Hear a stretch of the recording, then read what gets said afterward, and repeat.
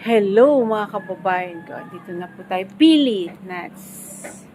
Yan, ang ating Pilipina crew staff ng MP Barzuela Natural Farm. Ang dami po nilang mga produkto.